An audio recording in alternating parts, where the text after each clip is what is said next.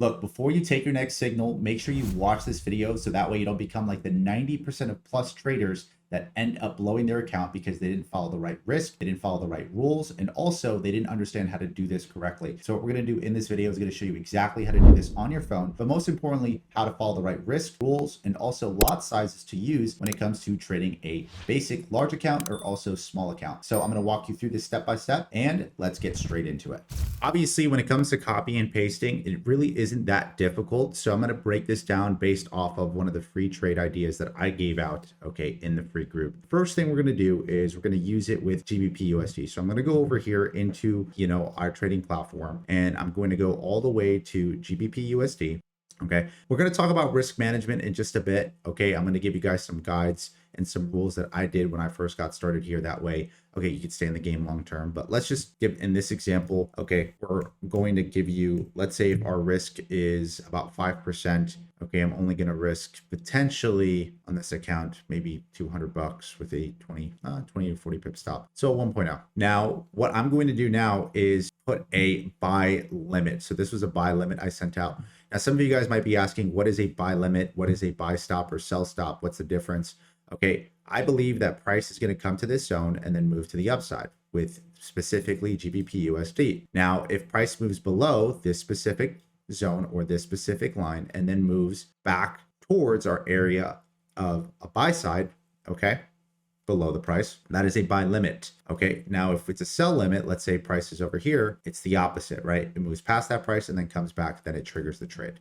Okay, now a buy stop would mean if, let's say, our area of interest is here, price goes into this area, it would immediately trigger us into the trade. Okay, this is a buy limit. So I believe that price is going to move below it and then move and come back and start creating higher highs. So my entry would be, okay, 133146. So I'm going to place that here as an example. Okay. And then we have our stop loss and our take profit here. So our stop loss is going to be 332851. And then our take profit is going to be 13341. Okay. Then now I have the option. So now that I've chosen and I've decided based off proper risk that I'm going to risk a 1.0. Okay. And my stop loss is approximately, okay, only about 15 pips. Okay, about $150 risk. Now I get to decide, okay, do I want to take multiple take profits here? And then when price heads into these take profit zones, which are here, here, and also here, do I want to manually, okay, take partial profits once I place this trade? Or can I just automate it? And by automating it, I would just have to divide my risk, which is a 1.0 for this, into 3 different separate trades. Okay, those 3 separate trades would be, okay, and then I would fill out the same stop loss and take profit for each and every single one of those trades, but with different take profits. So the first one would be the first take profit. The second trade would be a second take profit at 1.33779. And then third would be a third take profit of 1.34215. Okay. Some tips and tricks here to be able to follow proper risk and not have to always be looking at your chart. Okay. So I could do that and then I could place the order. Okay, so now when price comes down into the zone, okay, it will immediately go into that area, right? And then obviously execute in the right direction. Now, usually what I always recommend here, and we could see this actually in live action just because this was an old trade idea that I sent out before. So we could see this in live time. Okay, do its thing, right? So obviously you see price come down, the trade is triggered. And then what ends up happening is right after it starts to move and hits our first and also our second take profit. Okay, usually what I do is when the first take profit is hit here and this target is hit, just some advice, I move my stop loss, which is usually here, into the take profit zone and I edit the trade. So this isn't an active trade, but what I would do is I would just click on the trade and then I would correct the stop loss and move the stop loss to an area that's either at break even, so that way I have a risk-free trade, or the first take profit zone. I like to put it at break even or just under the first take profit zone, just in case it goes to the third take profit, and then I let it ride. Okay, but this way I have a risk-free trade. I've already secured profits on the first take profit, and now whatever I have that I wanted to ride, we'll just continue to let it ride. Okay, so that's just a quick tip here that I do, okay, in the meantime. Okay, so now what I'm going to do is I'm going to go over specific risks here. Okay, And we're going to go over a risk management strategy here. So that way you can stay profitable with this in the long term here, because this is up 90 pips. Now, usually a lot of reasons why people fail is because they don't follow the proper risk management guides here. So we're going to go over some specific rules here to help you out here in the long term. So let's get straight into it. So the first thing I'm going to recommend, guys, or what I say is, again, this isn't financial advice. You do it as you would wish. This is just what I do when it comes to my trading. If I'm trading with a hypothetical standpoint, let's say 500 bucks, 1,000 or 2,000 bucks, very quickly. Let's say my account size is 500 bucks. You never want to risk more than 2 to 5% per trade on your account ever. This is what's going to help you keep in the game, stay in the game long term. Okay.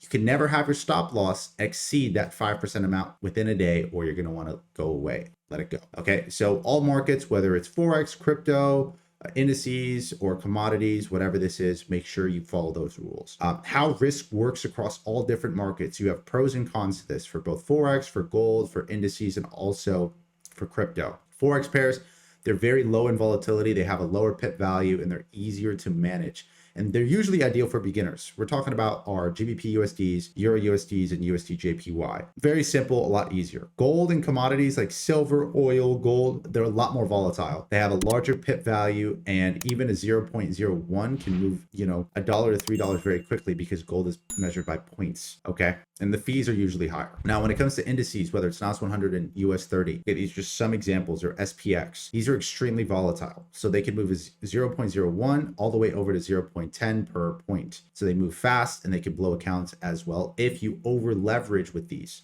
So only trade with proper risk and have a tight stop loss plan in order to succeed with these pairs. So I'm going to give you guys a quick NAS 100 lot size breakdown. Okay, so for every 0.01 lot, which is the smallest lot that you could place leveraged on your account, it is equivalent to 10 cents per point. So a 20-point move is 200 pips, which is equivalent to a 10 cents per point. Okay. So I'll give you guys an example now of what this means, both on a win and also a losing stance. So let's say our entry's at 22,650. Our stop loss is 20 points away. Okay. That would equal to 200 pips.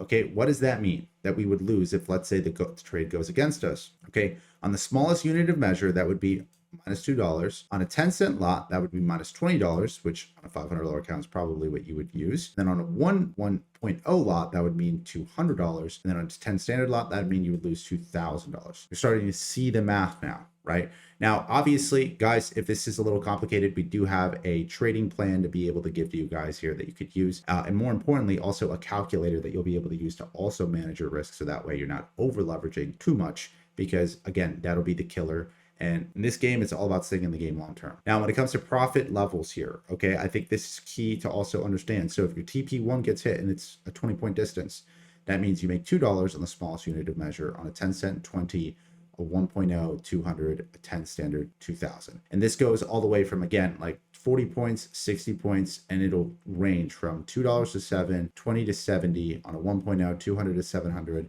and then 2,000 to 7,000. So always remember the 5% rule with NAS 100. Okay, just remember this. You never want to risk more than $250. Now, when it comes to NAS specifically, one thing I want to mention here is, again, the calculations are very simple. $25 plus $2 equals, okay, divided by $2 is 12.5 units of a 0.01. Since you cannot trade a 0.12, you round it down to a 1.0 lot, which is a $20 risk. 4% of the account with a safe range. You're not going to want to trade with a 0.5 lot now on a NAS 100 on a $500 account. Why? Because it would mean that you're now risking $100 if it goes against you, and that would be 20% of the account, which is unsafe and over leveraged.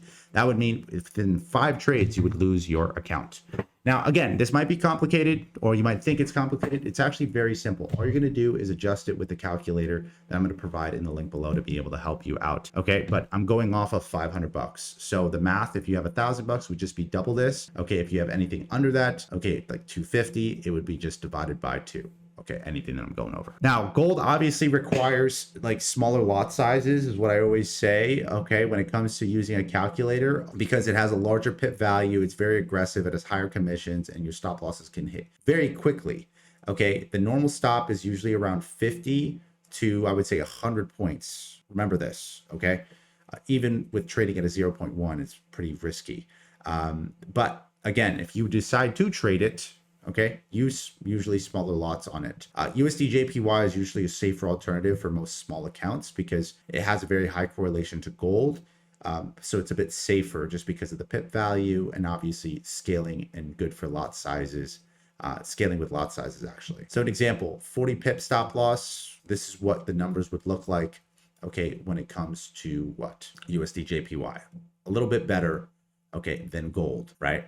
So GU as well, very stable, very beginner friendly pair, somewhat volatile, smaller pip value, but it has clean moves. And a great example here for a 40 pip stop, what that would look like at a 0.1, that's $4, 0.3, 12, 0.5, 20.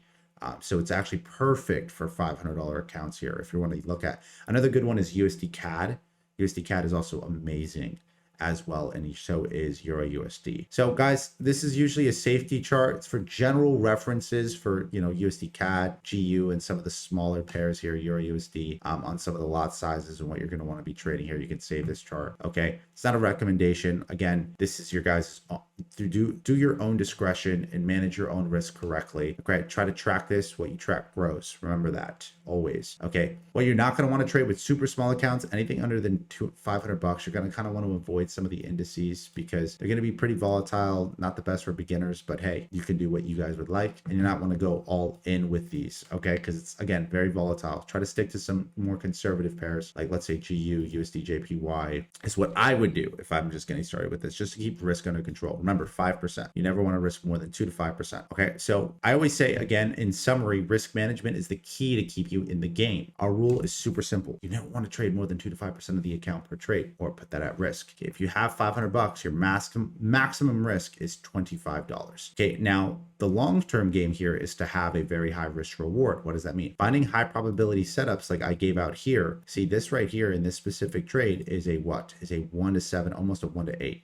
which means with proper risk, I was risking $25 here to potentially, you know, make anywhere between, you know, close to $150. You know, that's a good risk to reward here. Okay.